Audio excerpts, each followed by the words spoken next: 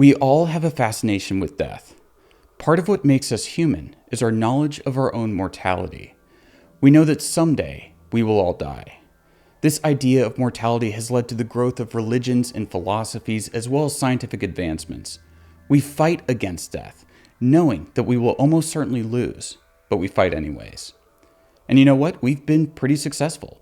Sure, we're all still going to die, but you can live your whole life now without encountering death all that much. We've been pretty great in pushing it into its own little space, a space we can willfully ignore. But that curiosity still exists within us. We're drawn to images of gore, carnage, and destruction, but we don't see those images in real life. We see them on a screen. It's virtual death, very real for the victims who are being filmed, but only semi-real for the rest of us. We watch the horrors of the world with disinterest, glued to the screens, but we lack any real emotion. We can't stop watching it. Those images don't just magically show up on television, though. People need to film them.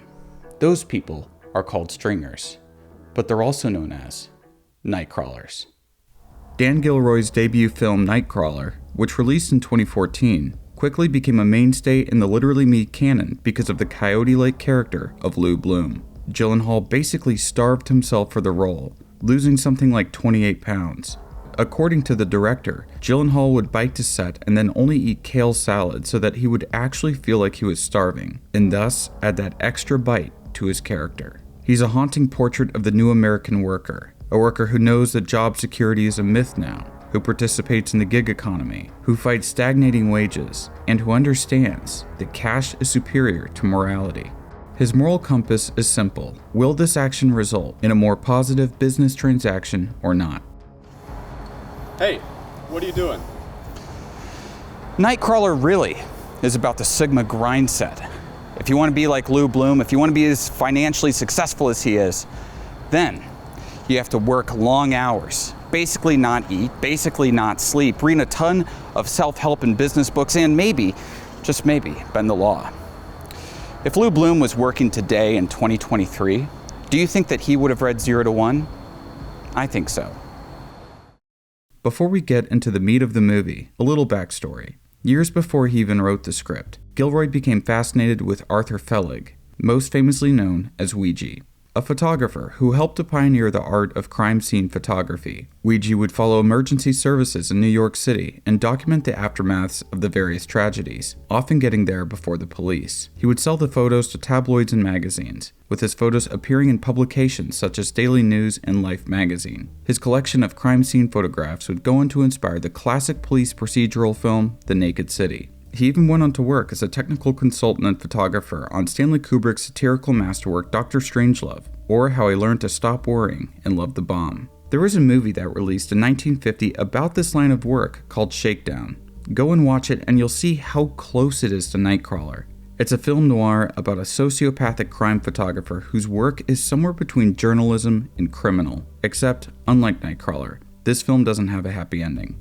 Anyways, Gilroy's attraction to Ouija made him want to know what the modern equivalent of the legendary photographer was, to which he found out about the job of stringers. To research the film, he worked with a couple notable LA stringers to get a sense of what the job was really like. At one point, he, Ellswood, and Gyllenhaal rode with one. They recall that one of the first things the stringer told them was to wear a bulletproof vest, as it's not uncommon for people to shoot at him. Okay, the backstory's over. Before filming or even pre-production had even begun for the film, there was a script and a Hollywood writer who wanted to finally direct a feature. Thankfully for him, his script was a big hit with everyone who read it, so he was able to put together a core team of producers very quickly. Gyllenhaal also loved the script, but at the time he was currently shooting Prisoners and he was being courted for another project. So he wanted to meet with Gilroy to get a sense of what the movie was going to be. His first question to the writer-director was a simple one. How do you see this movie? To which Gilroy replied, I see it as a success story. That response solidified Gyllenhaal's faith in the project. I know that there are quite a few people who watched Nightcrawler and placed the protagonist Lou Bloom alongside other sociopathic characters like Patrick Bateman, but Gilroy's approach to this film is incredibly interesting. He wasn't concerned with moralizing about what Lou was doing, and the film is about Lou ultimately succeeding. It's a classic rags to riches story, but with a darker spin. In interviews, Gilroy avoids putting the blame on Lou, and has said multiple times that Lou is merely a product of Say the Hey, Bart! Society. There are a lot of facets to his character, but I don't want to get jumbled up. So I'm going to take this one step at a time. First, let's look at the moral downfall of Lou Bloom and how that parallels his financial success. 1071, there's been a shooting near the college campus. Please respond. On it. At the beginning of the film, we see Lou cutting wire and assaulting a security guard. He then takes his stolen goods to a construction site and sells it, all while begging for a full-time job. I'm not hiring a fucking thief. Gilroy efficiently shows us just how hungry Lou is. He's willing to commit felonies for a buck, but he does have higher aspirations in life. There's nothing he won't do to climb the ladder of success. One night, he comes upon a car crash and runs into some stringers, where he gets the idea that capturing video for local news might end up being a good gig. So he pawns a stolen bike in exchange for a camcorder and begins his new career. He's not as fast as the other stringers, and his equipment is woefully outdated, but he lacks something that the other guys have: integrity. While filming a news segment at a house that was recently shot up, Lou takes his first dark step. He sneaks into the house and films the damage from the inside. He also arranges the family photos on the fridge in such a way so as to maximize emotional impact. His second step of his descent occurs soon after. He arrives at a car wreck scene before the police arrive. He takes advantage of the situation and moves the victim's body into the light and sets up a perfect shot. Other movies would portray this as something sinister, but the score from James Newton Howard plays into the idea that this is a success story. The music in the scene is not dark and ominous. It's optimistic and gives us the feeling that this is something great happening. It contrasts what we see, but allows us to feel the same emotions as Lou. Next, Lou blackmails Nina to better his leverage with the studio and acquire her as a sexual partner. We never see them actually have sex, and the director defended his choice to not include a sex scene because it's more interesting in this case if that's left up to the viewer. Maybe they have normal sex, or weird kinky sex, or maybe Lou just has Nina read him bedtime stories and act as a mother figure for him behind closed doors. That's all up for interpretation. I also understand his decision because the actress who plays as Nina, Renee Russo, is the director's wife.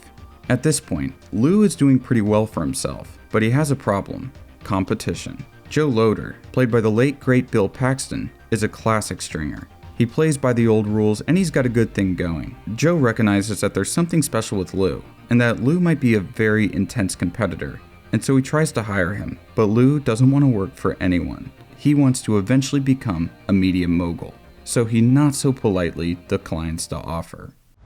I feel like grabbing you by your ears right now and screaming in your face, I'm not fucking interested. A normal person would leave it at that, but not Lou. After parting on bad terms with Joe, and knowing that Joe's expanding his business, which will make it harder for Lou to obtain exclusive scoops, Lou sabotages his competition. The common thinking is that Lou cut the brakes to Joe's van, but I have seen some talk online about how he possibly installed remote driving controls. The specifics don't really matter though, as the end result is that Joe's van crashes into a pole, and while EMTs are dragging his bloody body away from the accident, Lou stands above Joe, camera in hand, making content out of his competitor's demise. I like how Gilroy compared Joe and Lou to different versions of the Terminator. Joe is the original Terminator, while Lou is T2. Joe's demise at the hands of Lou is inevitable, as Lou represents a new generation of stringers who will do anything to succeed. Now we come to the final evolution of Lou, the home shooting. Lou arrives at the scene while the shooting is happening. He gets footage of the perpetrators as well as their license plate. Then he breaks into the house and films the grisly aftermath. However, he keeps the first bits of footage only for himself, selling the bloody footage of the victims to the news station for a large sum of cash. He's smart though, and knows that he can milk this for more. He tracks down the killers and stages a scene, waiting until they're in a nice, easily filmable spot with plenty of other people. He calls the cops and films the entire encounter. It turns into a shootout and then a car chase. Finally, after the car chase ends, he sends his assistant Rick to film the murderer, putting Rick right in the killer's sights. Just like what he did with Joe, Lou turns the death of his colleague into profitable content that he could sell. All this happens right after he captured the killer's death on camera, and with that, seals his fate as the top Nightcrawler in LA. There are a few things to glean from all of this. First, I want to highlight how Lou Bloom wouldn't find success if it weren't profitable. The reason he continues to do what he does is because he's giving the people what they want. Collaborators who might have morally objected to his methods become complicit because they need the money, or in Nina's case, the money and the healthcare benefits. I know I said this before, but there is a kind of irony in the progression of Lou's story. As he sinks lower morally, he rises higher financially. I also want to point out that the Chinese restaurant is a great metaphor for the movie as a whole. It's a well-lit glass building, but Lou stands in the shadows, practically invisible, and peers into the lives of others. To him, the world is his stage, and he's a director. The actors might not know that they're on a stage, but when they find out, it's the worst day of their lives. It seems like over the course of the film, the characters become more and more deaf to the moral voice of the one news producer until he's effectively silent to them. It's as if Lou's dark, amoral energy is infectious. Jesus, you sound like Lou. 10 seconds to back. I think Lou is inspiring all of us to reach a little higher. Gilroy isn't just criticizing the news media for doing what they do. He's also criticizing us viewers for feeding the beast. We like to see these gruesome images and hear stories that scare us. They even note in the film that crime is actually on a downward trend. With Los Angeles crime rates going down, I think that makes items like mine particularly valuable, like rare animals. But it's their job to make it seem like it's just the opposite. For example, when it breaks that the home invasion was a drug deal gone wrong, they hold the story because they know that fear sells. And when the masses feel fear about something, they voraciously consume all media related to it. They don't worry about coke dealers shooting each other. They worry about criminals coming into their safe neighborhoods and massacring them. It all links to Lou's concept of fear, false evidence appearing real. This is exactly what Lou gives the viewers. He starts off by slightly staging scenes to get better shots, but he ends up orchestrating shootouts and car chases for profit. Another way of looking at this movie is that it's about the evolution of an artist who is using his art to sow chaos and discord rather than uplift, but an artist nonetheless. And we're enthralled by it. We're sucked into his world. Or is it our world? Dan Gilroy does something very interesting. He turns us into the target demographic. He used real news anchors from LA, and he and cinematographer Robert Elswit shot the movie in such a way so as to turn us into Lou's audience. But how? Let's look at the pivotal home shooting scene. Notice how the camera is not focused on the bodies, but instead on his camera's viewfinder. In order to process what's happening in front of us, we have to look at the world through Lou's lens. We watch a lot of the film through viewfinders or monitors, simulating the experience of watching this all in real life. I know that this is just a movie, and that nothing that happens here is real, but Gilroy manages to blur the lines between reality and fiction as best he can in a totally fictional film. So what does Nightcrawler have to say about workers in this new economy? Gilroy stated that he was more interested in asking questions rather than stating anything concrete. But what are those questions?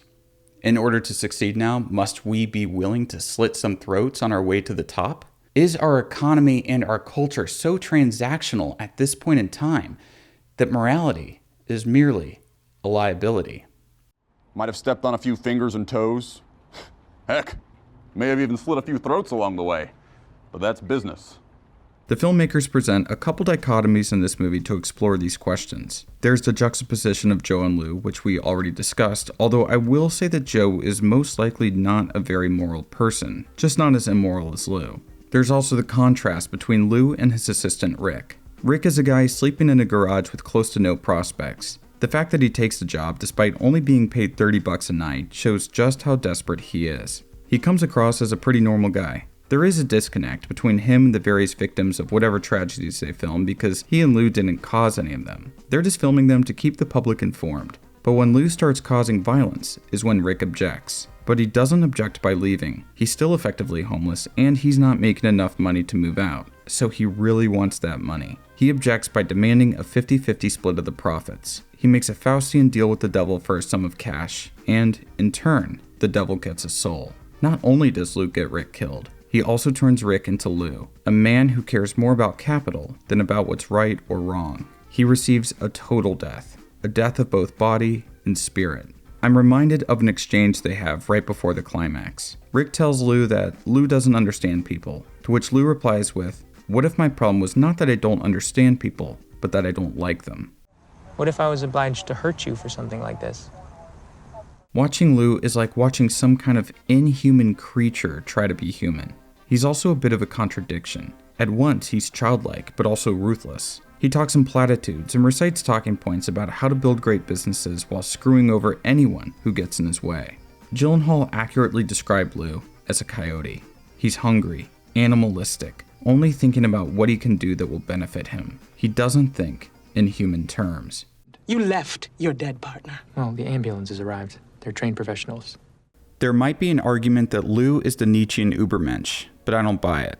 After saying how he doesn't like people, I think that he's acting against society rather than trying to forge a new path. He rebels against the thou shalts that the ethical news editor gives to him. But let's say that he has ascended morality to become a conqueror, or to keep with Nietzsche's idea, a child. What exactly has he conquered? We can assume that he most likely becomes incredibly successful, and years down the line, he might become a media mogul, but he still is just a cog in the machine, feeding a corrupt system. He's not using his will to create something new, but to rather enhance a well-oiled apparatus that sells human tragedy for cheap. He's a man that acts against society by highlighting to the populace the worst parts of it, and he hopes that his actions can cause more chaos. At the end of the day, he might not listen to the commandments by the few principled people around him, but he will bow down to the almighty dollar. That's why I think that the coyote is a more fitting descriptor of this character. No matter how successful he might become, he's still going to be feeding off the detritus and corpses that society leaves behind for him. I would like to think that morality is still a virtue that doesn't hinder success. But the more I watch the news about fraudsters and cheats getting away with their actions, the more I'm inclined to take the black pill that Nightcrawler offers. Perhaps, though, I'm merely falling victim to a media that wants me to feel this way. Nightcrawler leaves us with a chilling image. Lou gives a pep talk to his new employees, telling them about what he expects from them, and then saying that he would never ask them to do anything that he wouldn't do. But we know what he would do, and what he probably continues to do. His workers, excited for the night, hop in their vans. They drive to a fork in the road, and the two vans split up. Lou's energy, his whole way of being, is multiplying, infecting the city. It won't be long until Lou is the normal one. Maybe, though, this has been the case for a long time. Other films like Ace in the Hole and Shakedown illustrate how these kinds of men existed generations ago, but in those films, they got their comeuppance. The singular man might have been evil, but the morals of society prevailed in the end. In the 21st century, though, people like Lou thrive. The film was released 9 years ago. I wonder what the world's like today. To end this video, I want to leave you all with a few questions to ask yourselves. Knowing how the media operates, do we still fall for the hysteria generated by these companies? How often do we know the full truth of these situations, and how often do we just buy into a media narrative that's meant to keep us clicking on their sites and engaging with their content? Do we follow news sites to play into our biases, fears, and political persuasions? Is that a good thing? Or are the people behind the cameras cynical, not believing what they're saying or what they're showing us, but they know just how to manipulate us? The world of news today is definitely more internet-based than it was in 2014 when Nightcrawler released, but it's every bit as cynical. It might even be more so. I mean, it certainly feels way more divisive than it did in 2014. Nightcrawler as it stands is not a cautionary tale. It's a movie about how the media works. Fear of a kind sells, and these people know it. They might exploit it, but we can resist our urges to give in to that fear. Anyways, guys, until next time. I've been the Kino Corner, and I will see you all in the next video.